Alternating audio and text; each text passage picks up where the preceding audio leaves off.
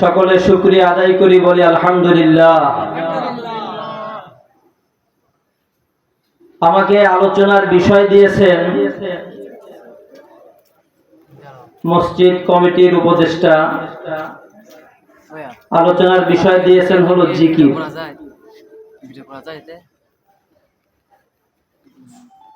খুবই সংক্ষিপ্ত সময়ের ভিতরে আল্লাহ যতটুকু তৌফিক দেয় আপনাদের সামনে উপস্থাপন করব ইনশাআল্লাহ।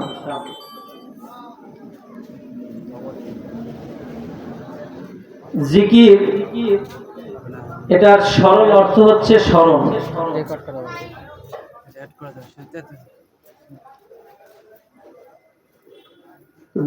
যেহেতু আল্লাহ তাআলার শানে যখন হয় তখন বিষয় চলে আসে যে আল্লাহ তাআলার স্মরণ।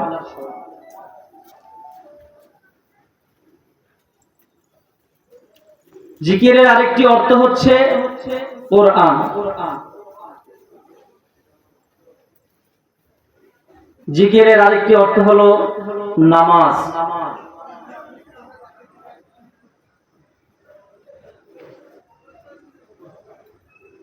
জিকির করার ক্ষেত্রে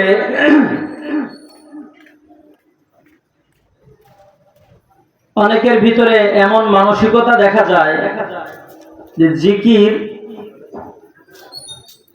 করবে কারা? যারা গাঠি বস্তা নিয়ে তবলিগে যায়, চিল্লায় যায়,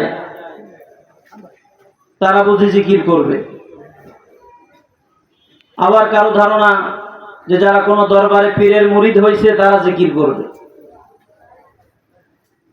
তো সে যে দরবারই হোক, জিকির কোনো দলীয় আমল নয়। জিকির কোনো দলীয় আমল নয় যে জামাত ইসলামে যোগ দিলে জিকির করতে হবে, চরমনাই মুরিদ হইলে জিকির করতে হবে, ভান্ডার শরীফ গেলে জিকির করতে হবে। জিকির কোনো দলীয় আমল নয়। জিকির হচ্ছে আল্লাহ পাকের হুকুম। জিকিরের আমল এটা হচ্ছে আল্লাহ পাকের হুকুম। কাদের উপরে এই হুকুম দিয়েছেন? আল্লাহ রাব্বুল আলামিন বলছেন সূরাতুল আহজাব 41 নম্বর আয়াত, ইয়া আইয়ুহাল্লাযীনা আমানু যকুরুল্লাহা যিকরান কাসীরা। হে ঈমানদার নারী পুরুষেরা, আমানু যকুরুল্লাহ, ঈমানদার বান্দা বান্দীরা আল্লাহ তাআলার জিকির করো, আল্লাহ তাআলাকে স্মরণ করো। যিকরান কাসীরা, বেশি বেশি পরিমাণে আল্লাহ তাআলা জিকির করো। তাহলে এই আয়াত থেকে আমরা বুঝতে পারলাম জিকির করার হুকুমটা আল্লাহ তাআলা কোন দলের সঙ্গে মিশায় দেন নাই। জিকিরের বিধান আল্লাহ রাব্বুল আলামিন কোন দরবারের সঙ্গে মিশিয়ে দেন নাই। ঈমানদার বলতে যার পরিচয়, সে যেই দলের হোক, যেই মতের হোক, মুসলিম ঈমানদার যার পরিচয়, আল্লাহ রাব্বুল আলামিন যেভাবে নামাজের হুকুমটা প্রতিটা ঈমানদার মুমিন মুসলমানকে দিয়েছেন, রমজান মাসে রোজা রাখার হুকুমটা আল্লাহ রাব্বুল আলামিন মুমিন মুসলমান ঈমানদার নারী পুরুষকে যেভাবে দিয়েছেন, অনুরূপ ভাবে আল্লাহ তাআলা তার নামের জিকির করার হুকুম ঈমানদার নারী পুরুষদেরকে দিয়েছেন। এটা কোনো দলীয় আমল না যে ওই দলে ভর্তি হইলে জিকির করতে হয়।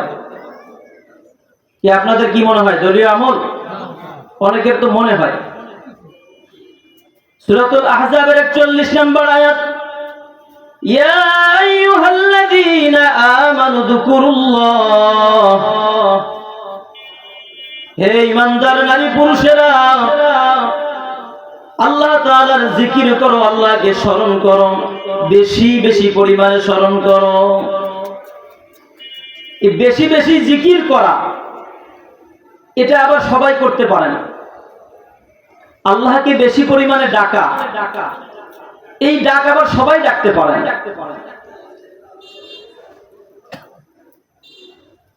আল্লাহ তাআলা এক শ্রেণীর মানুষের কথা উল্লেখ করেছেন, যাদের নামে একটি সূরাও আছে। সূরার নাম হলো সূরাতুল মুনাফিকুন। এই মুনাফিকদের কথা আল্লাহ তাআলা এক জায়গায় উল্লেখ করেছেন, وَإِذَا قَامُوا إِلَى الصَّلَاةِ قَامُوا كُسَالَىٰ يُرَاءُونَ النَّاسَ। মুনাফিকেরা যখন নামাজে দাঁড়ায়, অলসতা ভরে নামাজে দাঁড়ায়, ইউরাউনান নাস, মানুষদেরকে দেখানোর জন্য মুনাফিকরা নামাজে দাঁড়ায়। ওয়ালা ইয়াযকুরুনাল্লাহা ইল্লা কলিলা, আর মুনাফিকরা খুবই অল্প পরিমাণে আল্লাহ তাআলার জিকির করেন। মুনাফিকরা খুব অল্প আল্লাহ তাআলার জিকির করেন। অর্থাৎ যারা বেশি আল্লাহ পাকের জিকির করতে পারে না, তাদের ভিতরে এই মুনাফিকের আলামত আছে। সূরাতুন নিসা, আল্লাহ রাব্বুল আলামিন সূরাতুন নিসার 141 নম্বর আয়াতে এই কথা উল্লেখ করেছেন যে মুনাফিকরা বেশি পরিমাণে আল্লাহ পাকের জিকির করতে পারেন না। তাহলে এটা যদি কোনো দলীয় আমল হতো, তাহলে এখানে এই কথা আল্লাহ তাআলা বলতেন না। তাহলে বুঝতে পেরেছেন? এখন এই জিকির আমরা কিভাবে করতে পারবো, কয়ভাবে করতে পারবো? জিকির আমরা করতে পারবো, বেশি বেশি জিকির করার হুকুম আল্লাহ তাআলা দিয়েছেন। আমরা প্রথমত 3 ভাবে জিকির করতে পারবো। কয়ভাবে?